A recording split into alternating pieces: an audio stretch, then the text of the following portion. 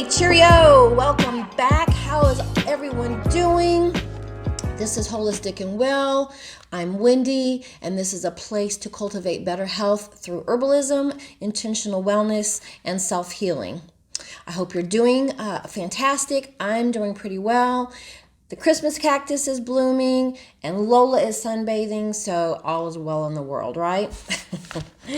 Last time we hung out together, we talked about the 4 pillars of wellness. Do you remember what they are? Okay, so remember they were sleep, stress management, food, and movement. And so your assignment that I challenged you with was to rate yourself on those 4 different areas of your life. And I've done it as well. And after giving it some thought, I've got some work to do. So let's get busy.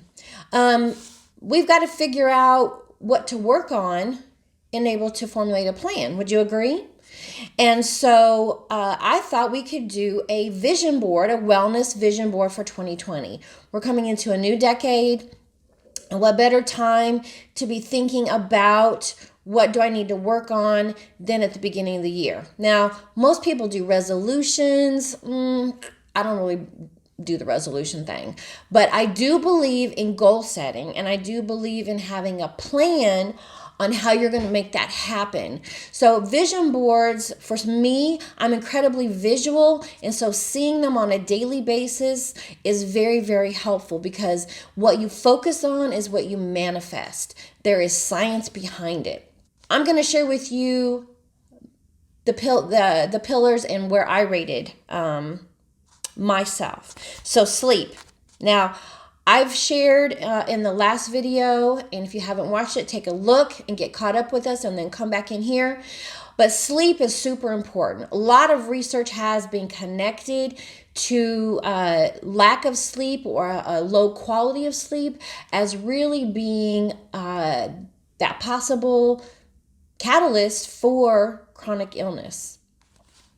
So for sleep, I rated myself at a 3. Now, the reason I rated myself at a 3 is because one of the diagnoses I have is adrenal fatigue. And with adrenal fatigue, there comes these weird spikes in cortisol at times of the day that you're not supposed to have spikes of cortisol. So I can be dead dog tired at 8 o'clock at night, but if I go to bed at 8 o'clock at night, I'll be up at midnight like this. What happens is I'm dead dog tired and sleepy and yawning and ready to go to sleep at 8 o'clock. But then by 11, when that's my goal time to go to sleep, I'm fully engaged in what's going on. And so sometimes it takes a lot for me to get to sleep. Now, I take some herbals and I have supplements that help me, and I will talk about those at a later video. But sometimes that's just not enough. So what I have found is that if I do not get myself engaged in stuff that's really has to have my brain going. So, a lot of times at night we'll figure our budget, or we'll figure out travel plans, or we'll figure out these things. I do a lot of my work at night regarding my business and working with clients and emailing clients. And so I have said that after 9 o'clock, I cut that out as best as possible. Is it always practical? Absolutely not. But that's what I try to do. And then there is the sleep etiquette piece. And that means, and I'll probably do a whole video on sleep etiquette because it's super important, but I turn off my electronics by 10 o'clock at night. So my phone is on the charger, no tablet. You can watch TV as long as it's 6 feet away from you. Because what happens is that electricity and that energy from your electronics keeps your brain engaged. So for me, it's going to be about nothing really super mentally engaging after 9, phone and everything off by 10. And my goal is to be physically in bed by 11. And I usually set the timer on my TV so that my TV doesn't wake me up in the middle of the night, because I do like to go to sleep to the TV on. I do like to have that background noise. So I rated myself at 3 on my sleep, and that's because I sometimes struggle to have those really good habits at night, and cortisol kind of does its own thing, so I can't control that. All right, so movement. So remember, we're rating ourselves with 1 needing work and 5 being the best. So movement, 2. I have challenged myself to 30 minutes of movement a day. And it isn't even really, it's coming up to more like 20. So I'm going to talk more about that when I get through the month of December. And I'm actually going to show you my before and my after weigh-in and my other biometrics that I took on my scale, like BMI and body fat and all that stuff. Because I really believe in being completely transparent, and there's no way that we can have a conversation if I'm not being honest with you about what's going on in my world as well. I need a drink. My morning tea. My movement routine is about daily movement that equals about 20 minutes, including the actual workout and the stretching. So far, so good. I've committed to that. I've committed to, I live in a building where I'm on the 3rd floor, so I've committed to taking stairs instead of the elevator when I'm not carrying a bunch of crap.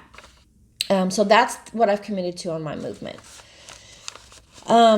That's a huge one for me, because I'm really an outdoor person. I like to hike. I like to walk. I like to be outside. And when it's Kansas City cold weather that can be a little bitter, the wind is bitter, my body's like, get back in the house.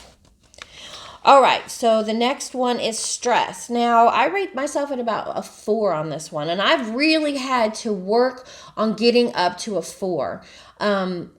Chronic anxiety is another one of my diagnoses, and I have struggled on learning how to manage that up till about maybe 5 years ago.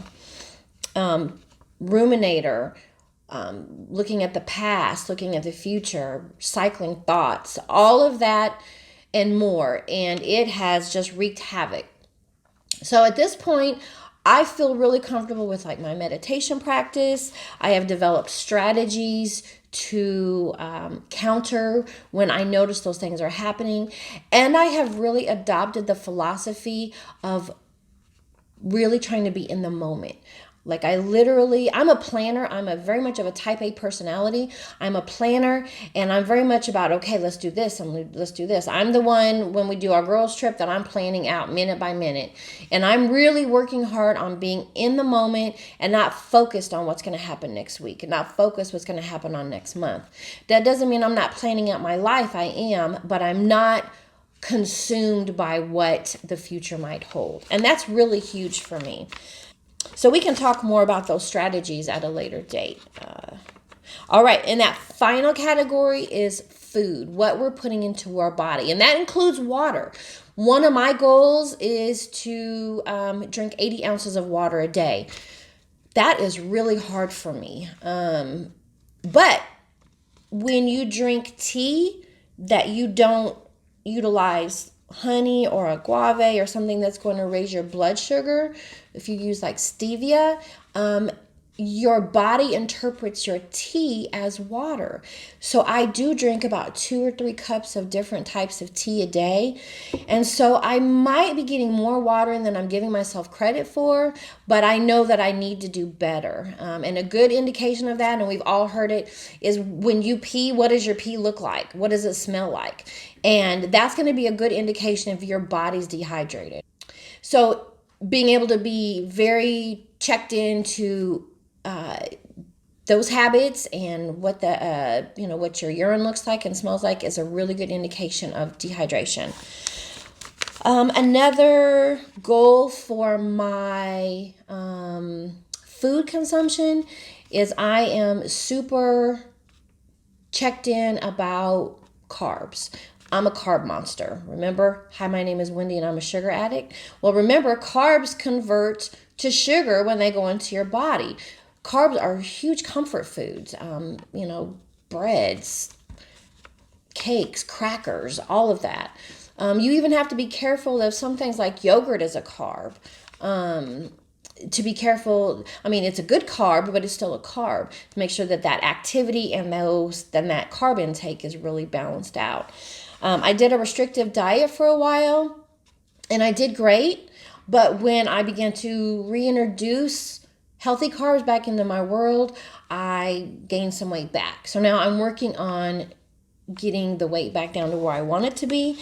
So part of that is committing to the at least some kind of raw fruits and vegetables around lunchtime. I don't eat them at night because I have found that it really upsets my stomach to try to digest the raw fruits and veggies. Now I can do like grapes or an apple, but the roughage like kale or spinach, my tummy just doesn't do well at night with that. So I really commit to having those during the day and then more cooked veggies at night, because I'm actually a vegetarian, and I've been a vegetarian for about 9 months now.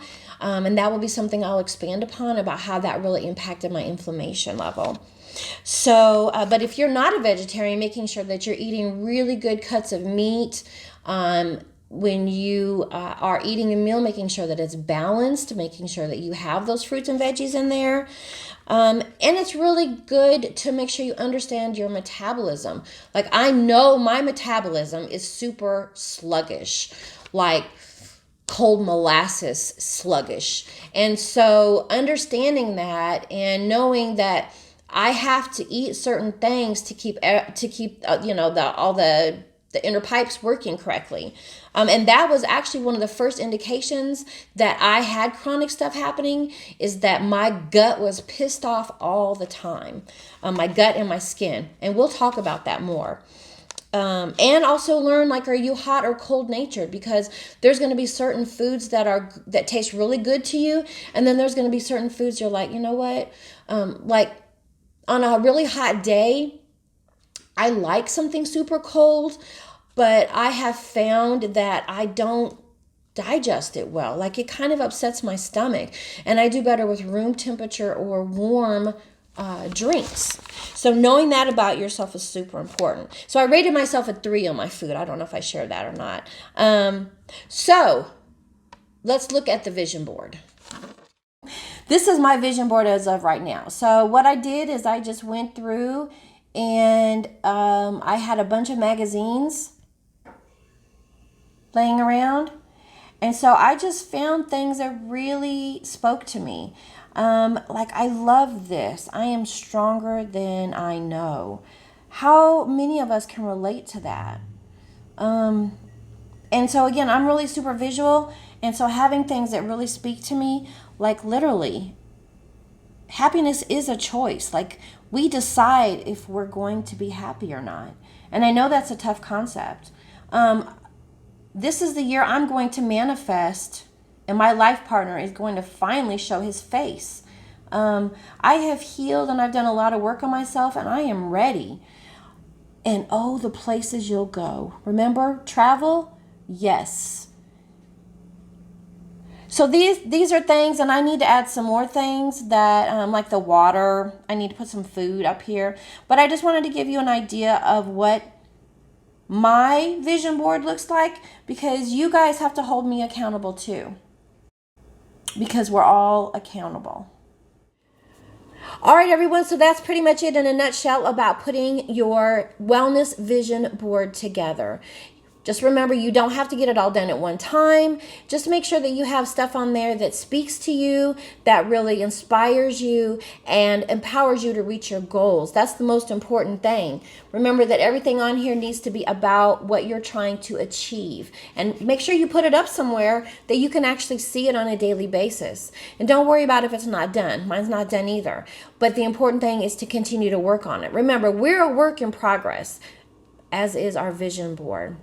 So if you've liked this video and you want more of this kind of content, please hit that thumbs up button. Don't forget to follow me on social media. I really want to build that engagement, and I want to hear from you guys. I want to hear about what's working and what's not working, what you'd like to hear about or talk about, what kind of content you want, because I want to build a community that really is empowering and educating for you. Don't forget Facebook as well as Instagram, Holistic and Well. Hit the subscribe button for Holistic and Well here on YouTube. And I think that's about it. So I hope that you have a phenomenal rest of your day. I appreciate your time. Time is such an important commodity that we don't have very much of. So the fact that you've spent some time here with me, I super appreciate it. Until next time we hang out, you take care and be holistic and well. Bye-bye.